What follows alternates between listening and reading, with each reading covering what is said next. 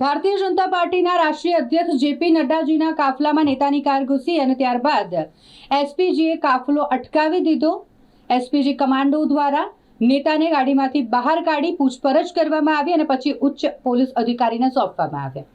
આ ઘટના ગતરોજ સામે આવી છે, જ્યારે યુનિટી માર્ચમાં સામેલ થવા માટે ભારતીય જનતા પાર્ટીના રાષ્ટ્રીય અધ્યક્ષ અને કેન્દ્રીય મંત્રી જેપી નડ્ડાજી વડોદરા એરપોર્ટ ખાતે આવી પહોંચ્યા હતા, જ્યાં પ્રોટોકોલ પ્રમાણે તેમનું સ્વાગત સન્માન કરવા માટે ભાજપના અગ્રણીઓ પહોંચ્યા હતા।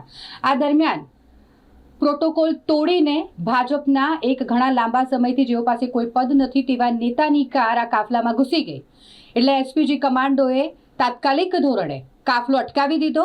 આ નેતાની કારને ત્યાં જ અટકાવી દેવામાં આવી અને નેતાને બહાર કાઢી પૂછપરછ કરવામાં આવી છે। જોકે આ નેતા કોણ છે તેના વિશે બોલવા માટે પોલીસના ઉચ્ચ અધિકારીઓ તૈયાર જ નથી। ભારતીય જનતા પાર્ટીના મોટા નેતાઓ સાથે જે વારંવાર જોવા મળે છે અને ઘણા સમયથી જેઓ પાસે ભાજપનું કોઈ પદ નથી તેવા નેતાની કાર જ્યારે એસપીજી કમાન્ડો દ્વારા અટકાવી દેવામાં આવી। હવે એવી માહિતી મળી રહી છે કે એસપીજી દ્વારા આ અંગેનો રિપોર્ટ માંગવામાં આવ્યો છે વડોદરા શહેર પોલીસ પાસે। જે પણ નેતાની કાર આ કાફલામાં ઘૂસી ગઈ હતી તે કાર ચાલક અને નેતા સામે ફરિયાદ દાખલ કરી અને તેનો રિપોર્ટ એસપીજીએ માંગ્યો છે। હવે પોલીસ પણ મૂંઝવણમાં મુકાઈ છે આ રિપોર્ટને લઈને, કારણ કે હાલ એ જ માહિતી મળી રહી છે કે ભારતીય જનતા પાર્ટી સાથે ઘણા લાંબા સમયથી જોડાયેલા હોય આ નેતા, એટલે પોલીસ પણ આ મામલે કંઈ બોલવા તૈયાર નથી।